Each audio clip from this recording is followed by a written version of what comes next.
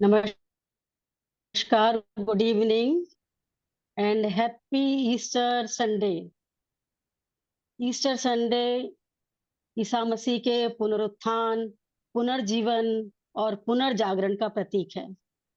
यह दिन अंधकार पर प्रकाश की विजय का दिन है तथा ईश्वर का मानवता के प्रति प्रेम का प्रतीक है। हम सब भी मानवता हेतु अपने हृदय में प्रेम का अंकुरण करें और उसका विकास करें। आज के दिन यही प्रार्थना है। अब इंडियन सेक्शन द्वारा आयोजित हिंदी बुक स्टडी क्लास में समस्त आत्मीय बंधुओं का हार्दिक स्वागत और अभिनंदन है। आज की वक्ता सिस्टर वसुमती अग्निहोत्री जी हैं। हम कार्यक्रम का प्रारंभ इन्वोकेशन से करेंगे। ओ हिडन लाइफ,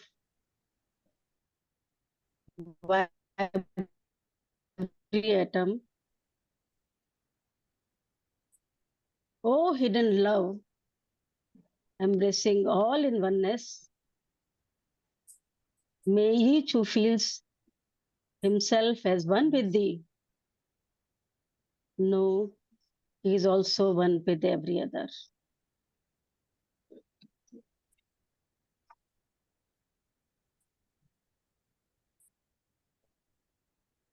आज sister Vasumati ji doctor I K Taimni द्वारा लिखित पुस्तक self culture in the light of ancient wisdom के थर्ड पार्ट का 18 चैप्टर प्रस्तुत करेंगी। चैप्टर का नाम है आत्मानुसंधान, प्रतीक्षारत सत जगत। वैसे तो थियोसॉफी के क्षेत्र में वसुमती जी के योगदान से हम सभी परिचित हैं, फिर भी मैं उनका एक संक्षिप्त परिचय देना चाहूंगी। वसुमती जी deputy director of education Uttar Pradesh के पद से सेवानिवृत्त हुई हैं। स्वामी आनंद जी की प्रेरणा से सन 1980 में उन्होंने थियोसॉफिकल सोसाइटी की सदस्यता ग्रहण की। वह एक कुशल प्रशासक, उत्कृष्ट शिक्षक और प्रतिभाशाली संगीतज्ञ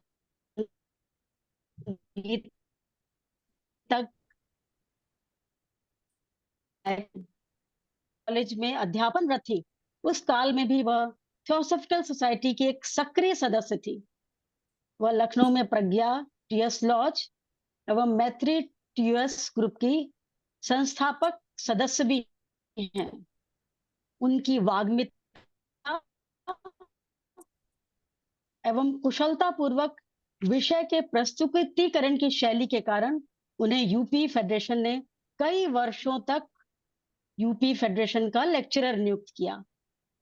आपने विभिन्न सेमिनार्स एवं वर्कशॉप में ऑनलाइन और ऑफलाइन वार्ताएं प्रस्तुत की।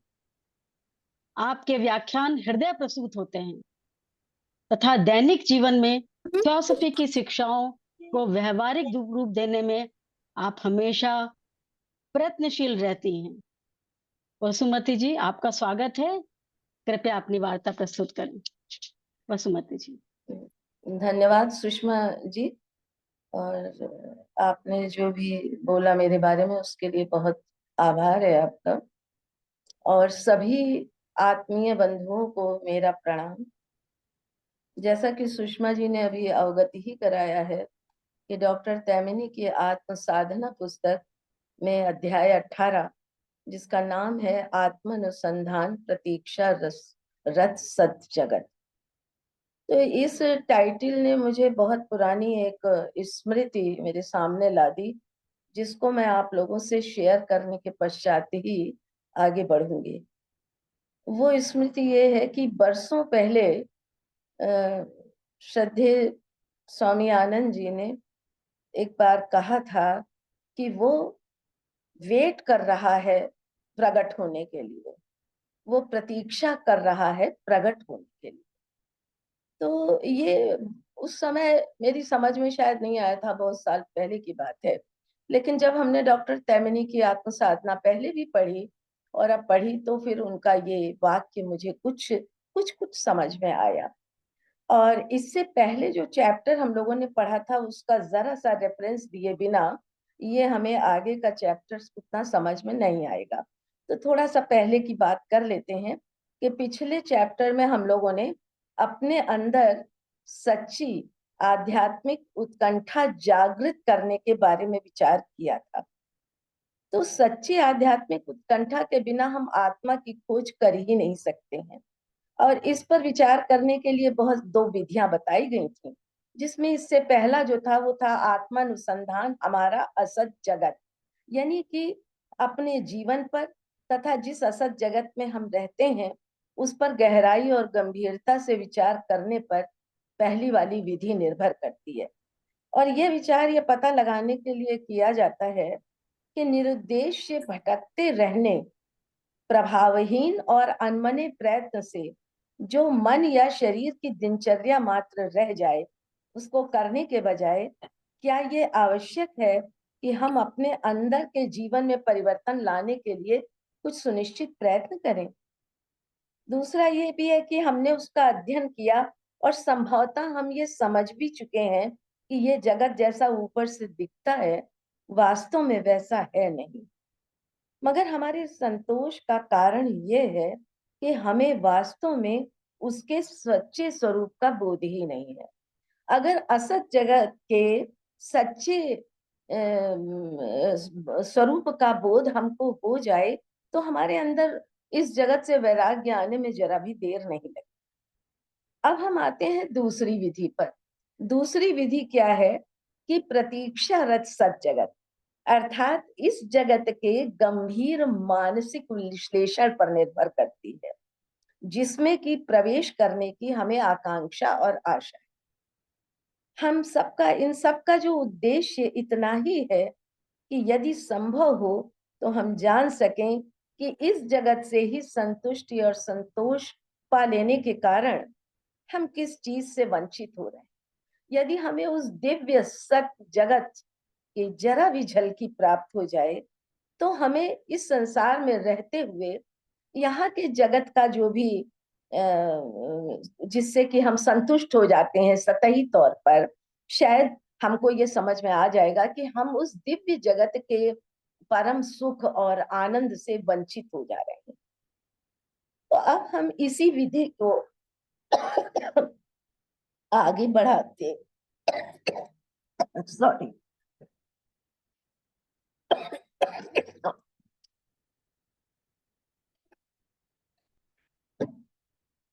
दूसरी विधि यानी सत जगत को हम देखने का प्रयास करेंगे।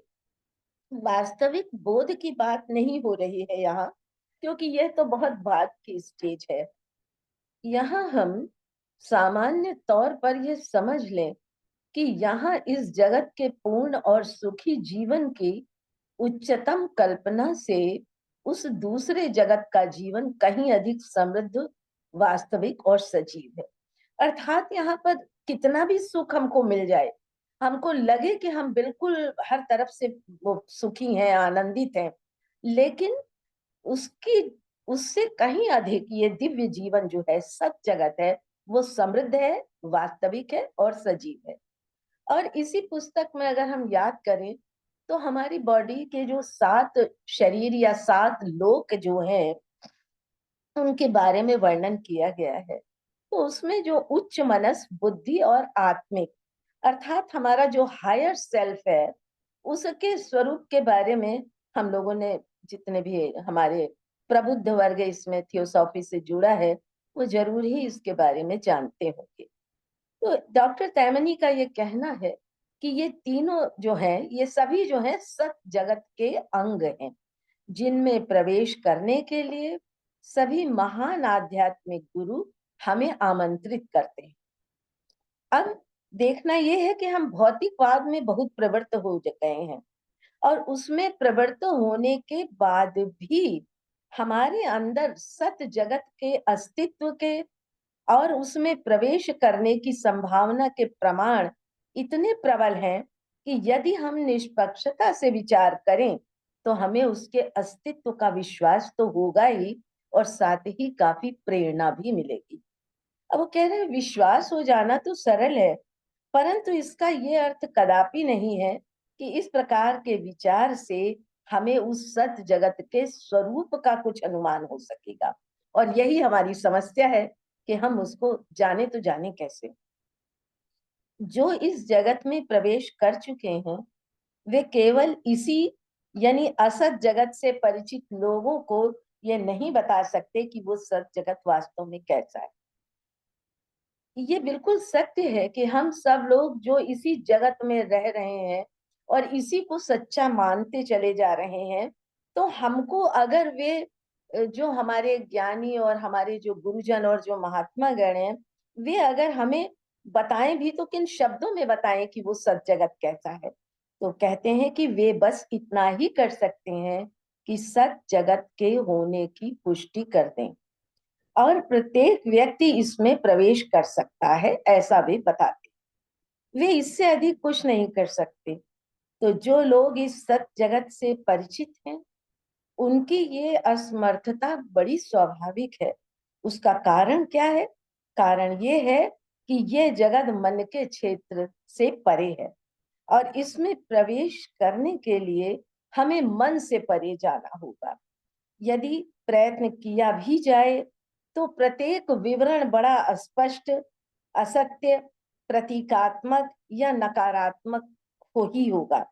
अब होता क्या है कि इन विवरण को जो कि मतलब अस्पष्ट सा है या असत्य है और हम उसको नापने के लिए, उसकी सत्यता को मापने के लिए हमारे पास कोई पैमाना भी नहीं है, लेकिन कुछ विवरण है।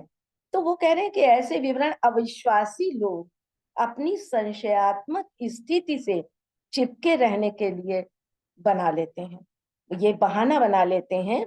वो उनकी जो एक तो अविश्वासी, उनको विश्वास नहीं होता है और संशयात्मक स्थिति से चिपके रहने के लिए इसी को ढाल बना लेते हैं।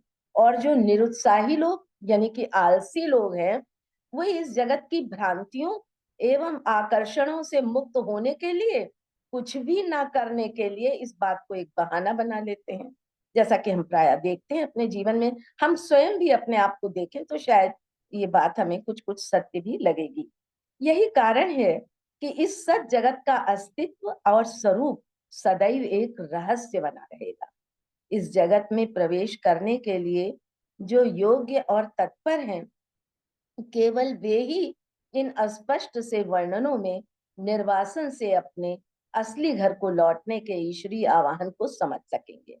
डॉक्टर तैमनी का के इतना यहाँ पर जो तात्पर्य है वो ये है कि ये जो भी अस्पष्ट से वर्णन है, उनसे हम जो सभी नीचे उतरे हैं, नीचे यानी पृथ्वी पर आए हैं, अर्थात उस उच्च जगत से, सत जगत से हमारा निर्वासन हो गया है। मुझे इस जगह वांडर लू की एक पुस्तक जो निर्वासित देवता के नाम से, उसका ध्यान आ रहा है कि हम सभी निर्वासित देवता हैं और यहाँ आकर भूल गए हैं। तो वो कहते हैं कि इन वर्णनों को हम अपने असली घर लौटने के लिए ईश्वर का आवाहन समझ सकते हैं, जो विवरण हमें गुरुजनों द्वारा इधर उधर से मिल जाते हैं, ज्ञानी जनों द्वारा। अब आगे वो कहते हैं कि उस सत और दिव्य जगत के बारे में पर्याप्त जानकारी तो नहीं दी जा सकती, फिर भी आध्यात्मिक गुरुओं की शिक्षाओं से लिए गए कुछ उद्धरण हैं जिनसे ये असंदिग्ध रूप से स्पष्ट हो जाएगा कि सत जगत का अस्तित्व है। और कौन पा सकता है इसको? जिसमें आवश्यक क्षमता और पात्रता होगी, वे सभी व्यक्ति इसमें प्रवेश कर सकते हैं। अब हम उन उदाहरणों को देखेंगे जिनका इन्होंने उल्लेख बताया है। ये मार्ग प्रकाशनी से लिए गए दो उदाहरण हैं। फूल खिलने का क्षण बड़े महत्व का होता है। उस क्षण ग्रहण शक्ति जागृत होती है और उसके साथ प्राप्त होता है विश्वास, बोध और निश्चय। दूसरा उदाहरण है मार्ग प्रकाशनी से ही कि हे शिष्य, ये जान लो कि जो इस नीरवता को पार कर चुके हैं और जिन्होंने उसकी शांति को अनुभव किया है और उसकी शक्ति को धारण किया है, वे चाहते हैं कि तुम भी उसे पार करो। अब आगे एक उदाहरण है जो महात्माओं ने एपी सीनेट को पत्र लिखा था, उस पत्र से लिया गया है और बड़ा ध्यान देने योग्य है कि मेरा विश्वास करो, सिद्ध पुरुष के जीवन में एक ऐसा क्षण आता है जब उसके द्वारा सहन की गई कठिनाइयों का 1000 गुना पुरस्कार उसे मिल जाता है और अधिक ज्ञान प्राप्ति के लिए उसे विभिन्न वस्तुओं की बारीकी और धीमी गति से अन्वेषण और तुलना करने की आवश्यकता नहीं रहती। उसे प्रत्येक सत्य का तत्क्षण और पूर्ण अंतर्बोध होता है। सिद्ध पुरुष सभी आधारभूत सत्यों के स्रोत में स्थित रहकर देखता, अनुभव करता और जीता है।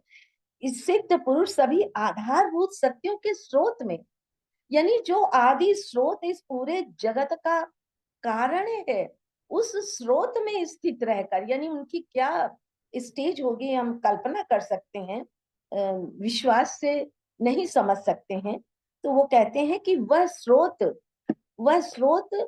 यही, एक मिनट, हाँ, वह स्रोत समस्त चराचर का व्यापक आधार शिव, सृष्टिकर्ता, संहारकर्ता और पुनरुद्धारक है। ये है जिन महात्माओं ने जो एपी सीनेट को पत्र लिखा था उसमें से ये उद्धरण दिया गया। अब योग सूत्र में क्या कहते हैं कि परम सत्य के बोध से उत्पन्न उच्चतम ज्ञान संसार समुद्र से तारने वाला है। सभी विषयों का एक साथ भूत, भविष्य और वर्तमान का समग्र ज्ञान कराने वाला है। संसार क्रम से परे का भी ज्ञान उससे हो जाता है और यह ज्ञान की अंतिम अवस्था है। अब उद्धरणों के बाद अब हम देखें कि हम संसार के धर्म ग्रंथों से या संतों, ज्ञानियों और ऋषियों की वाणी से ऐसे हजारों उद्धरण ले सकते हैं और सभी ये तो संकेत करते ही हैं कि असत जगत के पीछे एक सत जगत छिपा है। वे इस बात की भी पुष्टि करते हैं कि वो सत जगत आनंद और इंद्रियातीत ज्ञान से परिपूर्ण है। साधक को चाहिए कि अंतर जीवन की इन सच्चाइयों के संबंध में इन संकेतों का अध्ययन करे, उन पर गहराई से मनन करे और यथासंभव इस प्रकार अपनी बुद्धि को जागृत करे। इसके अलावा यदि निष्पक्ष मन से अध्ययन किया जाए तो स्वयं विज्ञान हमारे अंदर एक अन्य सत जगत के अस्तित्व का संकेत करता है। यानी कि और तो जो ऋषियों और उनकी वाणी है वो तो है ही है, लेकिन ये कह रहे हैं कि विज्ञान भी हमारे अंदर एक सत जगत के होने का संकेत करता है। स्थूल जगत, यानी पिछले चैप्टर में उन्होंने बताया था डॉक्टर तैमनी ने कि स्थूल जगत और उसके स्वरूप पर विचार करते समय हमने देखा था कि अत्यंत तीव्र गति से घूमने वाले अनंत बिंदु हमारे मन के सामने एक अद्भुत जगत प्रस्तुत करते हैं जो हमें अपने चारों ओर रूप, रंग और अतुल सौंदर्य के जगत के रूप में दिखाई देता है। यहाँ ये जो तीव्र गति से घूमने वाले अनंत बिंदु का जिक्र है, ये एटम्स की बात कर रहे हैं कि उन्हीं के संगठित होने से ये स्थूल जगत और तमाम आकृतियां बनती हैं और जो बाहर हमें दिखाई देता है वही अणु हमारे अंदर भी हैं, एटम्स। तो अनंत गतिमान बिंदु अपने आप ऐसे जगत की उत्पत्ति कर सकते हैं, ऐसा सोचना मूर्खतापूर्ण होगा। वे केवल ऐसे जगत के बोध प्राप्त करने की प्रेरणा दे सकते हैं। इसलिए इन गतिमान बिंदुओं से भिन्न एक कहीं अधिक सत जगत का अस्तित्व पहले से ही हमारे अंदर होना चाहिए। का तात्पर्य यह है कि चाहे एटम्स हो, एटम्स और वो हो, लेकिन जो वो एटम्स भी जो है वो भी उस सत जगत के कारण से, उस परम सत्ता के कारण से वो कर रहे हैं, मूवमेंट कर रहे हैं और उन्हीं के आदि स्रोत के प्रभाव से ही ये जगत हमें इस तरह दिखाई देता है। यही बात समय के द्वारा उत्पन्न भ्रांति के बारे में भी है। विश्व और हमारे अंदर एक सत जगत होना ही चाहिए जो देश और काल की सीमाओं में व्यक्त होता है। इस विशाल दृश्य जगत में बुद्धि और योजना दिखाई देती है। जड़ बिंदुओं की गतिशीलता मात्र से ऐसा जगत बिना आधार के अपने आप कैसे उत्पन्न हो सकता है। वैज्ञानिक भौतिकवाद किसी भी सीमा तक जा सकता है और कुछ भी मान सकता है, पर इस विश्व के मूल में एक परम सत्ता का अस्तित्व छिपा है, इसकी संभावना पर विचार करने के लिए तैयार ही नहीं। तो ये तो हुई विज्ञान की बात। अब आता है सिद्ध पुरुषों के प्रत्यक्ष अनुभव पर आधारित जो गुह्य विज्ञान है, वही सही स्थिति को स्पष्ट करता है।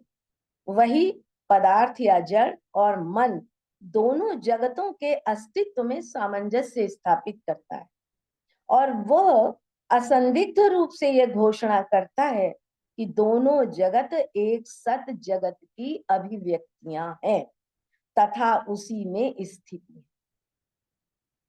वही सत जगत अनेक में विभक्त हो जाने के कारण दृष्टादृश्य संबंध पर आधारित प्रपंच उत्पन्न करता है। यानी अगर दूसरे शब्द में कहें तो ये जो स्थूल जगत है, ये उसी सत जगत की छाया है। उसी के उससे ही जो है हमारा निम्न मनस और वासना भूअरलोक और ये स्थूल जगत उत्पन्न होता है। वह घोषणा करता है कि दृश्य जगत के परे जाना और उस जगत को जानना संभव है। ये दृश्य जगत उसी सत जगत की छाया है।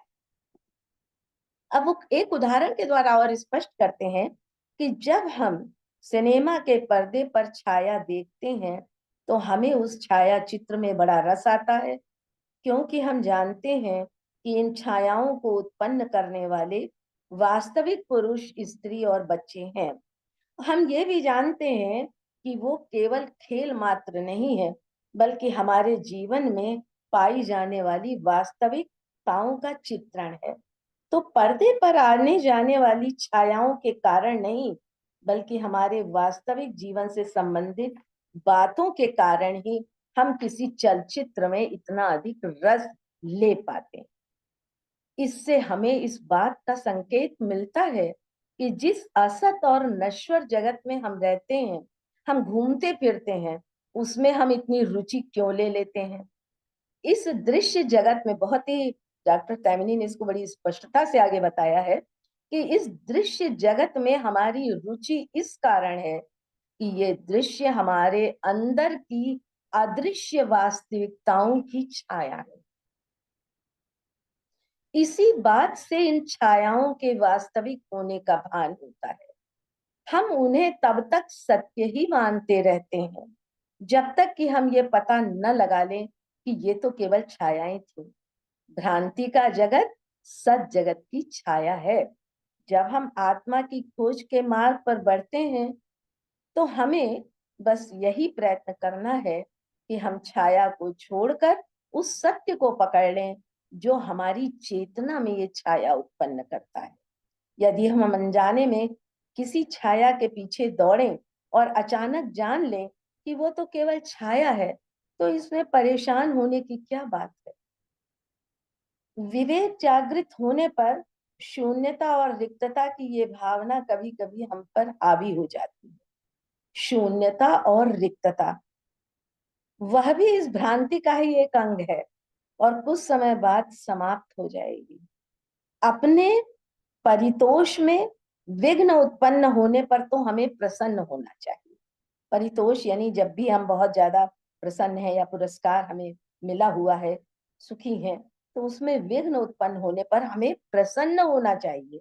हमें तो उस अवसर के लिए अनुग्रहित होना चाहिए जिसके कारण हम छाया से अपनी आंखें हटाकर उस छाया को उत्पन्न करने वाली सत्ता की ओर देखते हैं।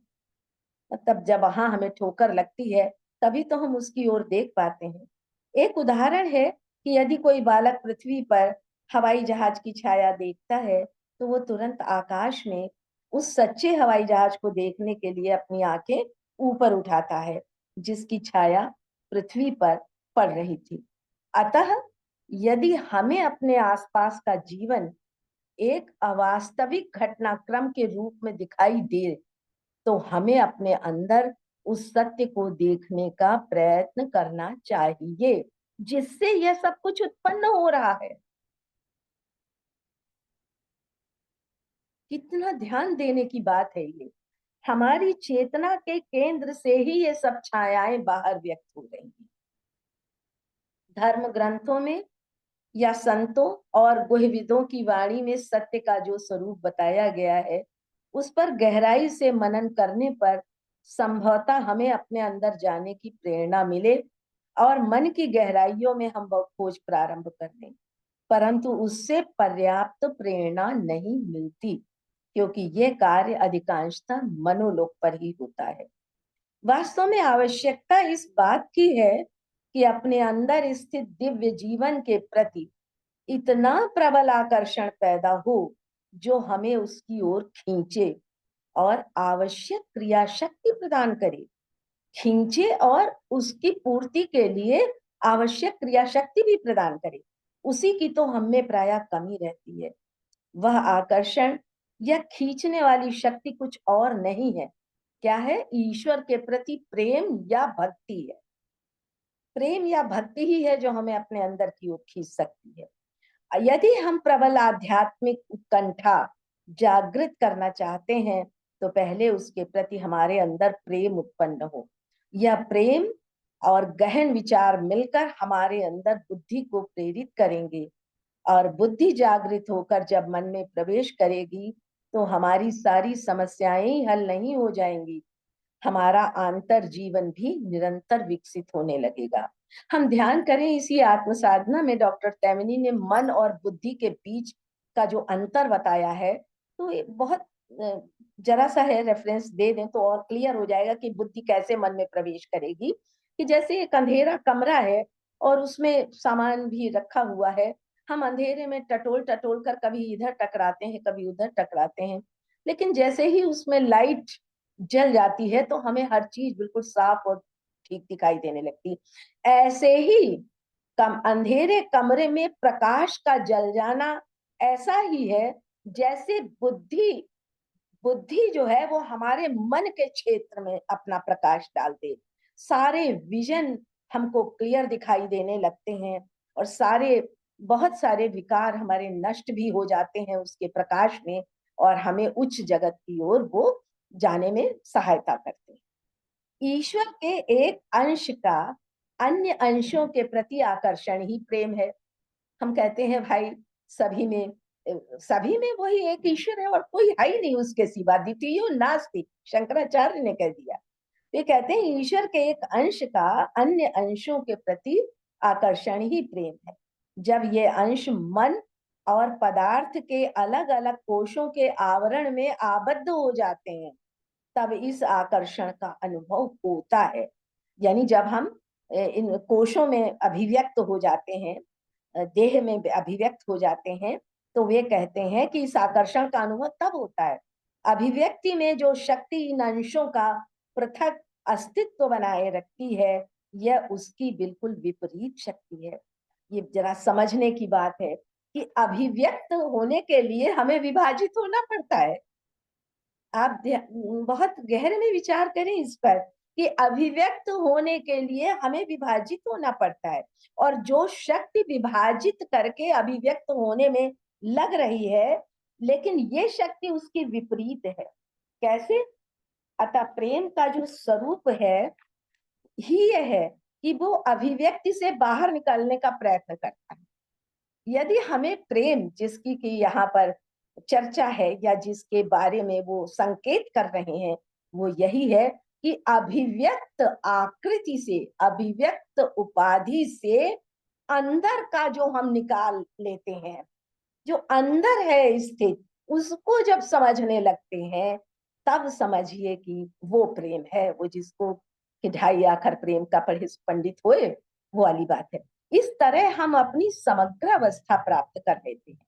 उस अवस्था में उस परिपूर्ण सत्ता से तथा उस सत्ता के अन्य अंशों से हमें अपनी एकता का भान होता है।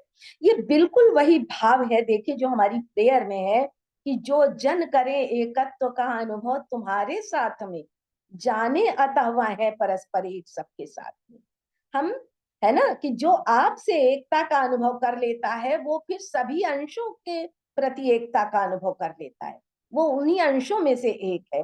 बिल्कुल वही भाव यहाँ पर है कि अंशों के इस प्रकार निकट आने के साथ साथ सदैव एक सुख, प्रसन्नता या परम सुख की अनुभूति होती है। ये विभिन्न शब्द विभिन्न स्तरों पर एक ही स्थिति का संकेत करते हैं। एकता की अनुभूति जितनी गहरी होगी, अनुभव भी उतना ही उत्कृष्ट होगा। अब इसके बाद यहाँ एक प्रश्न आता है कि समग्र चेतना का पूर्ण बोध प्राप्त कर लेने पर और उस अंश का उस पूर्ण ऐक्य हो जाने पर प्रेम और उससे उत्पन्न आनंद का क्या होता है? इनका तात्पर्य यहाँ पर यह है कि जब हम उस डिवाइन सत्ता के साथ हमको बोध हो गया हमें, और सारे अंशों के साथ उस, और जो हमारा अंश है उसने उसके साथ एकता भी अनुभव कर ली, तो जो प्रेम है और उससे उत्पन्न जो आनंद है उसका क्या होता है? स्पष्टतः दो भिन्न व्यक्तियों के बीच ही प्रेम संभव है। ऐक्य हो जाने पर उनके बीच संबंध को प्रेम नहीं कहा जा सकता है। तब प्रेम किसमें परिवर्तित हो जाता है? बताते हैं डॉक्टर तैमिनी कि एक ओर तो वह एकता के शुद्ध बोध में परिवर्तित हो जाता है और दूसरी ओर उस अवस्था में निम्न लोकों में परम सुख, प्रसन्नता या सुख के रूप में व्यक्त होती है। हम इसे आनंद की स्थिति कहते हैं। अर्थात उच्च लेवल पर जो उस परम सत्ता के साथ एकता का जो बोध है, वो नीचे के लोकों में हमें प्रसन्नता, सुख और परम सुख के रूप में, आनंद के रूप में हमें लगता है।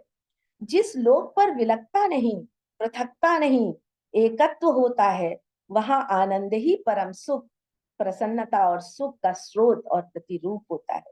आनंद दिव्य चेतना की उच्चतम अवस्था का ही स्वरूप है। परम सुख, प्रसन्नता या सुख उसके विकृत रूप कहे जा सकते हैं निम्न लोकों में। प्रेम के प्रश्न को यहाँ इसलिए लिया गया क्योंकि आध्यात्मिक जीवन में प्रेम के स्थान के संबंध में जो शंकाएं कभी कभी कुछ लोगों के मन में होती हैं वो दूर हो जाए। अर्थात आध्यात्मिक जीवन में प्रेम के स्थान के संबंध में लोगों में कुछ शंकाएं रहती हैं। तो कुछ लोग ऐसा सोचते हैं कि प्रेम के नितांत अभाव में भी आत्मज्ञान के मार्ग पर चल पाना संभव है। कुछ ऐसे लोग होते हैं जो ये सोचते हैं कि प्रेम के बिना भी हम इस मार्ग पर चल सकते हैं, और वे उन संतों के उदाहरण भी दे सकते हैं जिनके जीवन में भावनात्मक प्रेम व्यक्त ही ना हुआ हो, परंतु फिर भी उनमें अत्यधिक सौम्यता और शांति थी।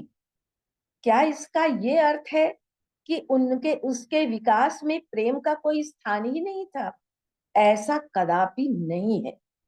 संभवतः भावनात्मक प्रेम उनके जीवन में न हो, परंतु प्रेम भावनात्मक ही हो ये आवश्यक नहीं है।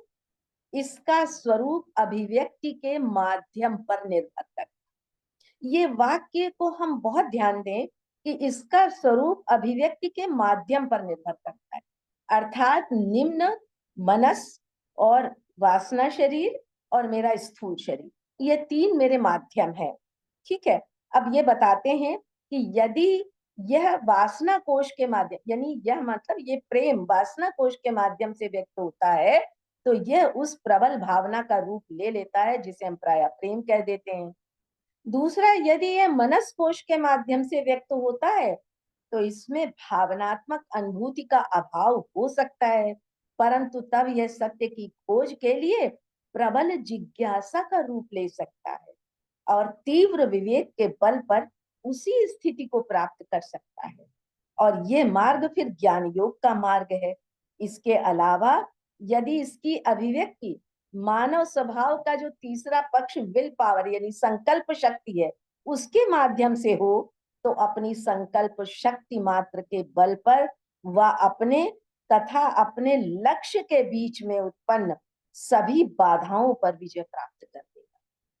तीन रास्ते हो गए हैं देखिए, एक तो हमारा वासना कोश के माध्यम से जिसे हम कह सकते हैं प्रेम, मनस कोश के माध्यम से विवेक यानी ज्ञान योग आ गया, और तीसरा है मानव स्वभाव का तीसरा पक्ष संकल्प शक्ति। उसके माध्यम से हम करें तो जो मेरा लक्ष्य है, जो मेरी खोज है, उसके बीच में उत्पन्न सभी बाधाओं पर हम विजय प्राप्त कर लेते हैं। वह विभिन्न स्तरों पर जाकर मन के परे जाकर ऐक्य स्थापित करेगा। विवेकशील साधक इन तीनों अवस्थाओं में वही आकर्षण और ऐक्य स्थापित करने के सिद्धांतों को क्रियाशील कर पाएगा, परंतु अभिव्यक्ति के माध्यम के अनुसार उसका स्वरूप भिन्न हो जाता है। यह आवश्यक नहीं है कि किसी व्यक्ति में यह अभिव्यक्ति सदैव एक विशिष्ट माध्यम से ही हो। उस व्यक्ति की विकास की अवस्था के अनुरूप अभिव्यक्ति के माध्यम में कभी कभी उसी जीवन में, परंतु सामान्यतः विभिन्न जीवनों में परिवर्तन आ सकता है और आता है। इसी प्रकार का परिवर्तन तब भी हो सकता है जब माध्यम में नहीं, स्तर में परिवर्तन हो जाए। बड़ा ध्यान देने के एक एक स्टेप बाय स्टेप हमको समझना है। इसमें गहन स्तर अर्थात बुद्धि लोक पर पहुंचकर तो भावनात्मक प्रेम का भी स्वरूप बदल जाता है। तब वह प्रेम अधिक गंभीर, सूक्ष्म, कम उत्तेजनापूर्ण तथा कम प्रदर्शनात्मक होता है। प्रदर्शन करने की इच्छा ही नहीं रहती है उसमें कि हमको प्रदर्शन करना है प्रेम का। इसलिए जिन भक्तों या संतों में भक्ति की प्रारंभिक अवस्थाओं में भावनाओं का प्रबल उद्वेग दिखाई देता है, वे प्रेम के परिपक्व हो जाने पर शांत और संयत हो जाते हैं। उनके प्रेम की तीव्रता घटती नहीं, अत्यधिक बढ़ जाती है, परंतु अब उसका प्रवाह गहराई में होता है और वो अधिक नियंत्रित और कम प्रदर्शनात्मक होता है। यही बात तब होती है जब प्रेम समग्र चेतना के और भी उच्च स्तर पर पहुंचता है। उसका तब जो स्वरूप होता है उसे हम कदाचित ही समझ सके। उसका संकेत हम आनंद, शक्ति आदि जैसे शब्दों से करते हैं। समग्र चेतना या सत की इस अवस्था में हमारे स्वरूप के सभी पक्ष मिलकर एक हो जाते हैं। हम किसी भी माध्यम से जाएं, लेकिन वहां जाकर सब एक हो जाता है। निरक्षर निरक्षर हमारे यहाँ ऐसे भी रहे जिन नहीं था, लेकिन अपने प्रेम और भक्ति के कारण वो बुद्धिक लेवल तक पहुंचे और बुद्धिक लेवल से उन सारा एक हो गया। सब कुछ ज्ञान, कर्म, क्रिया सब कुछ एक।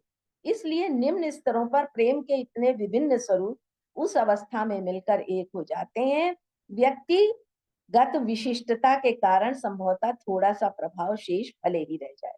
आगे चल करके इन्होंने विशिष्टता और कुछ विशेष फेजेस जो हमारी लाइफ में आते हैं उसके बारे में भी बताया। अतः हमें ये नहीं सोचना चाहिए कि प्रेम केवल भावनात्मक अनुभूति के रूप में ही व्यक्त हो सकता है। यद्यपि विकास की प्रारंभिक अवस्थाओं में सामान्यतः उसका यही स्वरूप होता है, परंतु प्रेम कोई भी स्वरूप ले ले, साधक और साध्य को अनिवार्यता निकट ला देता है। इस प्रकार यह आवश्यक क्रिया शक्ति या प्रेरणा प्रदान करता है। इसे ही मुमुक्षुत्व कहा जाता है। इस प्रकार आत्मानुसंधान की प्रक्रिया में हमने प्रेम की आवश्यकता और उसके स्थान को समझने का प्रयत्न किया है। अब हम एक अन्य कठिनाई पर विचार करेंगे। आंतरिक ये सारी चीजें सत जगत के प्रगटीकरण या हमारे अंदर जो है ईश अंश, उसके प्रगटीकरण के लिए ये सारी बातें बताई जा रही हैं।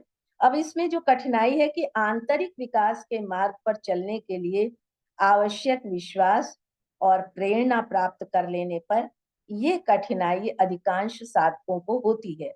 ये कठिनाई अपने स्वभाव और विकास की अवस्था के अनुरूप सर्वाधिक उपयुक्त मार्ग चुनने की है। वास्तव में ये कठिनाई इस विश्वास के कारण होती है कि प्रत्येक व्यक्ति के लिए एक ही मार्ग है और प्रारंभ से अंत तक उसे उसी पर चलना होगा। ये ध्यान दीजिएगा कि हम सभी ये समझते हैं कि एक भाई मार्ग हमको बता दिया गया, चाहे गुरु ने हमें बता दिया या हम ज्ञान, भक्ति या कर्म में से कोई एक चुन ले और इस पर हमको हमेशा चलना होगा।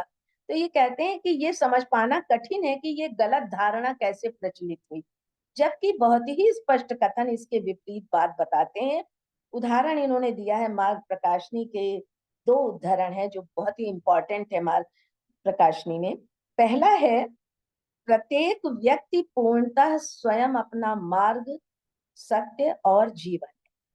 दूसरा है, ये जो मार्ग प्रकाशनी के सूत्र हैं उनमें नीचे की तरफ है, शायद ये आया है कि किसी भी एक रास्ते से उसे न ढूंढो, प्रत्येक स्वभाव के योग्य एक रास्ता रहता है जो उसके लिए सबसे अधिक वांछनीय जान पड़ता। परंतु ये मार्ग केवल भक्ति से नहीं प्राप्त होता, न केवल धार्मिक चिंतन से, न प्रगति से, न आत्म त्याग पूर्ण परिश्रम से, न बड़े ध्यान पूर्वक जीवन के निरीक्षण से। लोग कहते हैं ना कि भाई ऑब्जर्वेशन, हम बहुत ध्यान से निरीक्षण करें, आता है। तो वो कह रहे हैं कि कोई भी एक साधन शिष्य को एक पग से अधिक आगे नहीं ले जा सकता। सीढ़ी को पूर्ण करने के लिए प्रत्येक सोपान की आवश्यकता होती है। इससे अधिक असंदिग्ध कथन, और वह भी एक शुद्ध पुरुष का, हमें प्राप्त नहीं हो सकता। इस प्रश्न पर ऐसे स्पष्ट संकेतों के अतिरिक्त मनुष्य के स्वभाव, उसकी उत्पत्ति, विकास की विधि और उसकी अंतिम नियति के कारण किसी एक विशिष्ट मार्ग पर चलकर बहुमुखी पूर्णता प्राप्त करना किसी भी व्यक्ति के लिए संभव नहीं। हम इस पर गौर करें कि कहते हैं कि हम पूर्णता नहीं प्राप्त कर सकते अगर हम एक ही मार्ग अपना लेते हैं। उससे हमारे जीवन के सभी पक्षों का विकास नहीं हो पाता। मुझे यहाँ पर स्वामी आनंद जी का एक कथन याद आ रहा है कि किसी बात पर मैंने कहा हाँ बहुत महान, तो उन्होंने कहा नहीं, ग्रेटिफिकेशन नहीं, परफेक्शन चाहिए। ये बात उन्होंने कही थी कि ग्रेटिफिकेशन नहीं, परफेक्शन चाहिए। तो वही बात यहाँ कह रहे हैं कि किसी भी एक मार्ग पर चलते हैं जब हम, तो हमारे चूंकि उच्च और निम्न स्वभाव के कई पक्ष हैं, तो होता क्या है कि विकास के किसी एक विशिष्ट साधन को अपनाकर बहुमुखी पूर्णता नहीं प्राप्त हो सकती। प्रेम या ज्ञान या आत्मबल या अत्यधिक कार्य क्षमता के बिना क्या एक पूर्ण पुरुष की कल्पना की जा सकती है? यानी प्रेम भी हो, ज्ञान भी हो, आत्मबल भी हो और अत्यधिक कार्य क्षमता भी हो। तो वो कह रहे हैं कि एक ही मार्ग पर चलकर हम इस पूर्णता को, इस बहुमुखी पूर्णता को नहीं प्राप्त कर सकते। और क्या विभिन्न प्रकार से, विभिन्न परिस्थितियों में और विभिन्न समय में विभिन्न प्रकार के साधन और विधियां अपनाए बिना उसके स्वभाव के विभिन्न पक्ष पूर्णता विकसित हो सकते हैं? यदि नहीं, तो ये स्पष्ट है कि अपने विकास क्रम में उसे समय समय पर विभिन्न साधन अपनाने होंगे। या अगर हम अपने जीवन पर शुरू से और अब तक के जीवन पर दृष्टि डालें, तो हम देखते हैं कि हमारी परिस्थितियां भी बदलती रहती हैं। वो बदलती इसीलिए रहती हैं कि उस परिस्थिति में हमको किस तरह का व्यवहार या किस तरह का आचरण या किस तरह का स्टेट ऑफ माइंड हमको रखना है, वही हमारी साधना हो जाता है।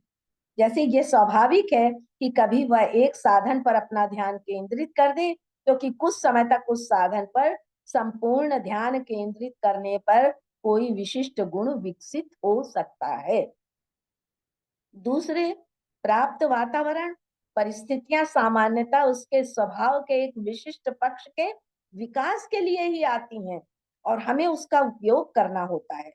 एक जीवन में या उसके एक भाग में अपने स्वभाव के एक पक्ष पर ध्यान केंद्रित करने की इस आवश्यकता के कारण ही ऐसा प्रतीत होने लगता है जैसे स्वभावतः हमारे लिए कोई एक विशिष्ट मार्ग ही सर्वथा उपयुक्त है। परंतु हमारा वातावरण बदल सकता है या हमारी आंतरिक आवश्यकताएं भी बदल सकती हैं।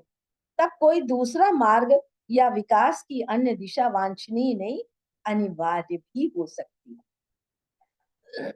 इसलिए किसी एक विशेष मार्ग पर चलकर अपने स्वभाव के एक विशिष्ट पथ पर ध्यान केंद्रित करने को हमारे विकास की एक अवस्था समझना चाहिए, न कि अपनी एक व्यक्तिगत विशिष्टता।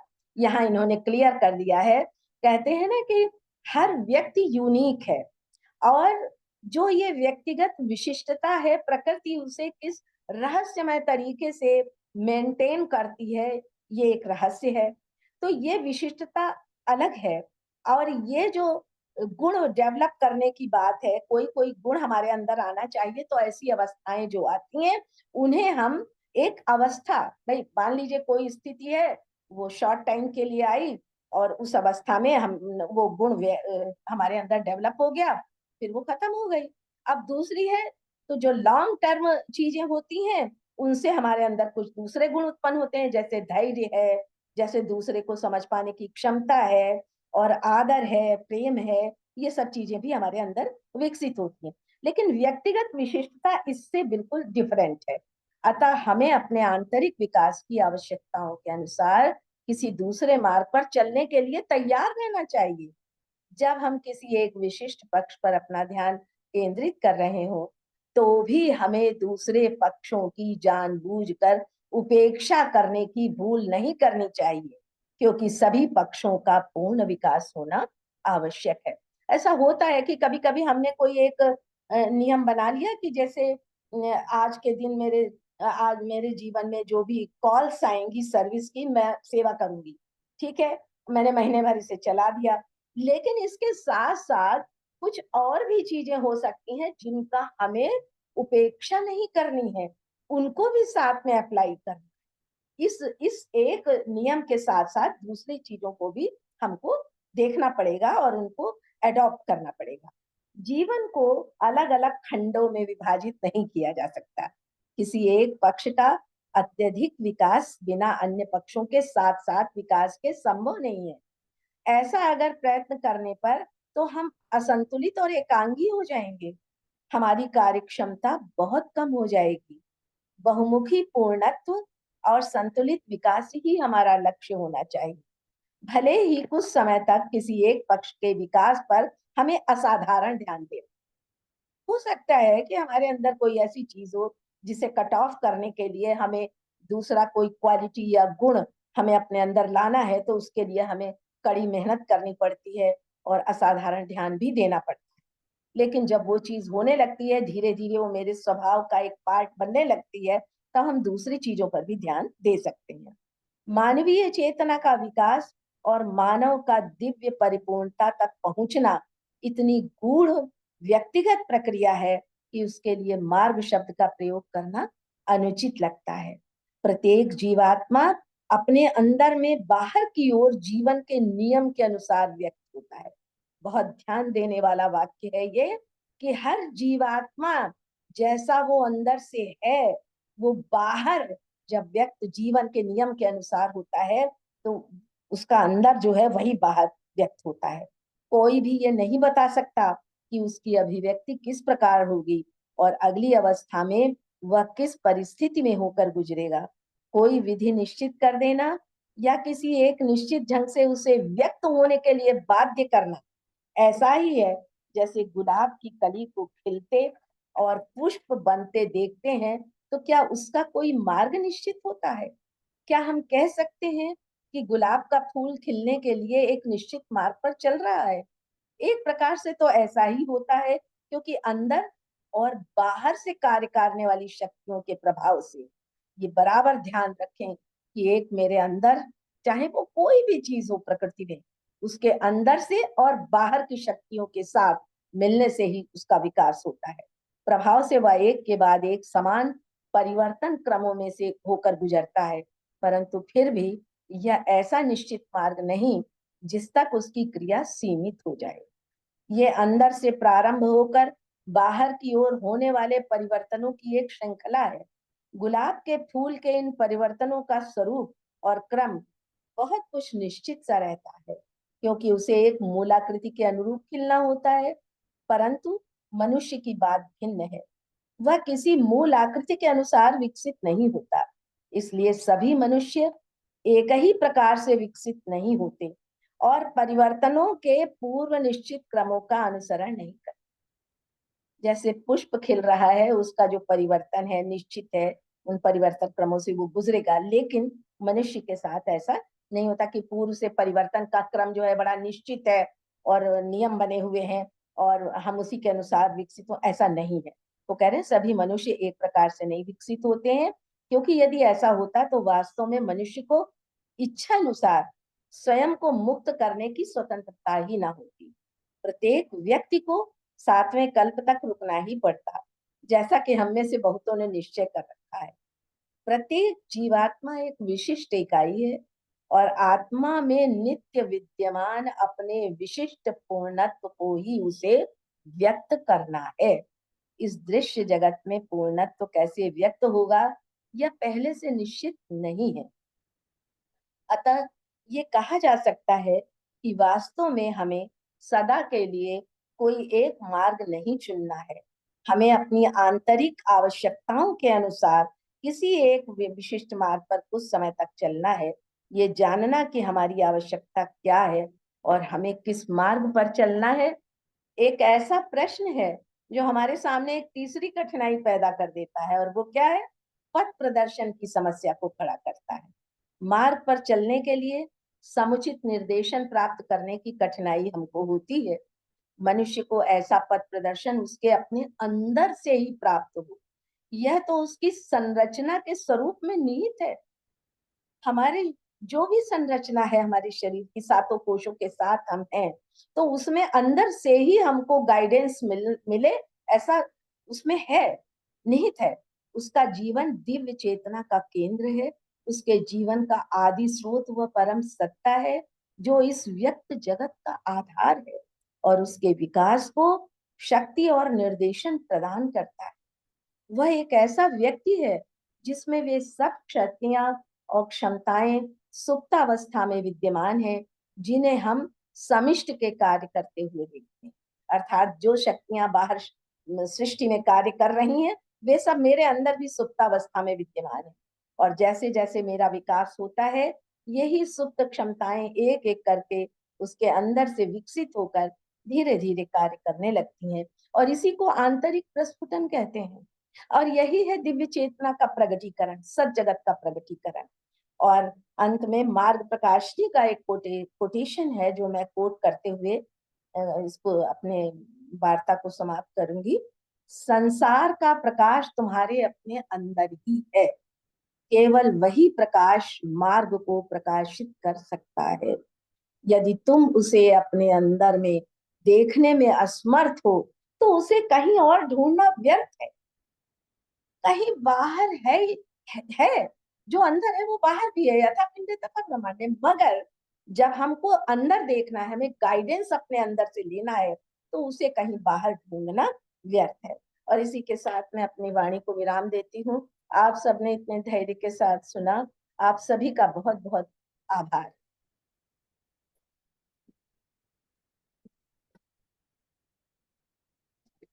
धन्यवाद वसुमती जी, बहुत सुंदर व्याख्या की, बहुत सुंदर प्रस्तुति, बहुत स्पष्टता के साथ। अब प्लेटफॉर्म ओपन है, यदि कोई प्रतिभागी की जिज्ञासा है, वो प्रश्न पूछना चाहते हैं तो वसुमती जी से प्रश्न पूछें, या कुछ जोड़ना चाहते हैं तो आमंत्रित हैं।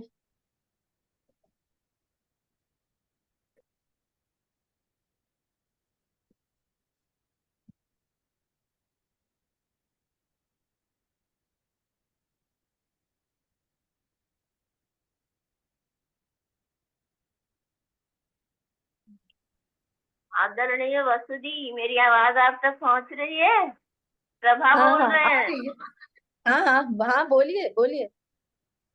मैं बहुत भावुक हो रही हूँ, इतना अच्छा लेक्चर आपने दिया। जो कि कितने ग्रंथ पढ़े, मन को शांत रखे, सब पढ़े। पहले कभी पढ़ा हुआ था, सब भूल गया था, लेकिन अच्छा आपका चलिए, सब याद आ गया। बहुत ही चलो अच्छा बहुत लेक्चर। अच्छा। हाँ, हाँ, बहुत अच्छा, आपको आपको अच्छा लगा, बहुत ही अच्छा। नहीं, बहुत एनलाइटनिंग था, अच्छा एनलाइटनिंग था। अच्छा, ओके, थैंक यू। हाँ हाँ वसु जी, लेक्चर बहुत अच्छा था, इसमें कोई शक नहीं। और इसमें ये एक बात जो आपने कही कि समग्र विकास के लिए कई रास्ते, कई माध्यम, हाँ कई हम लोग को पथ चुनने होते हैं, और किसी हम्म एक पथ पर चल दूसरों को हाँ निगेट नहीं करना। ये चीज आपकी बहुत हम्म समझ में आई। और हाँ ऐसा होता है कि है लाइफ में कि कभी भक्ति में मन लग रहा है तो कभी ज्ञान में मन लग हाँ रहा हाँ है। हाँ, बिल्कुल बिल्कुल बिल्कुल। तो जब जो मिले उसको उस हाँ हाँ वक्त करना चाहिए और हम्म, उस अपॉर्चुनिटी को अवेल करके उसके माध्यम से अपना विकास कर लेना चाहिए। हाँ हाँ ये बात हम्म, को बहुत हाँ हाँ, बहुत इसमें धन्यवाद। हाँ इसमें एक चीज जो है, एक दो बातें हैं।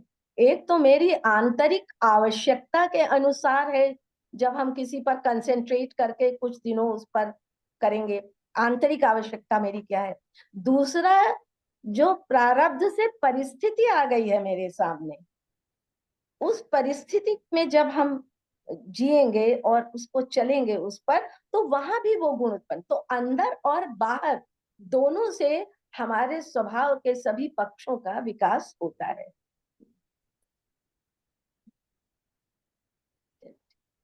वसुमती जी ने लाइट ऑन द पाथ की कोटेशन के साथ अपनी वार्ता समाप्त की थी।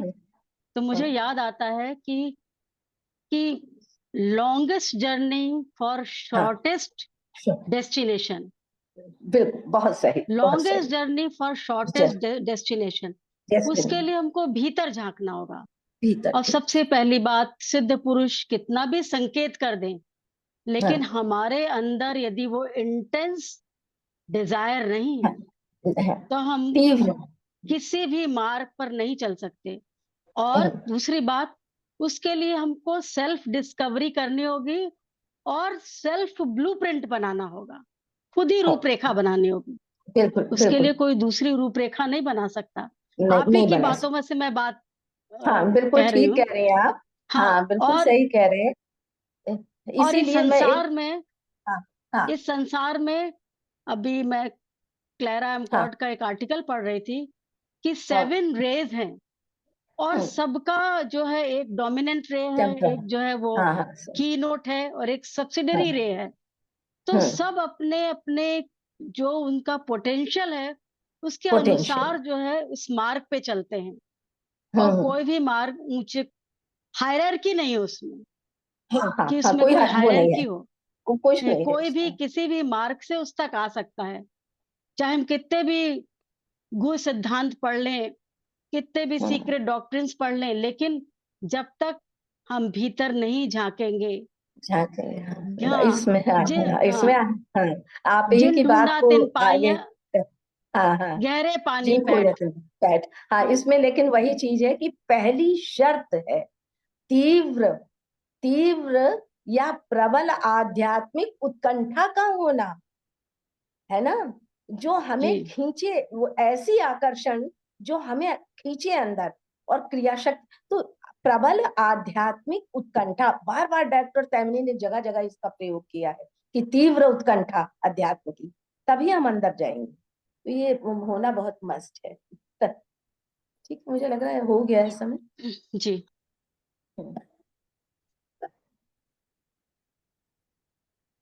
अब कोई प्रश्न नहीं है तो हम लोग हाँ हाँ, क्लोज करते हैं। समापन की ओर बढ़े।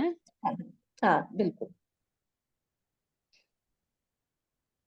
असतो मा सद्गमय, तमसो तमसो मा मा ज्योतिर्गमय, ज्योतिर्गमय, मृत्युर्मा अमृतम गमय। अमृतम गमय। From the unreal lead us to the real, from darkness lead us to light, from death lead us to immortality. सर्वे भवन्तु सुखिनः, सर्वे सन्तु निरामया, सर्वे भद्राणि पश्यन्तु, भद्राणि पश्यन्तु मा माँ कश्चित् कश्चित् दुःखभाग् भवेत्। शांति शांति शांति। एक बार फिर से धन्यवाद वसुमती जी को और सभी थैंक यू, पार्टिसिपेंट्स को धन्यवाद।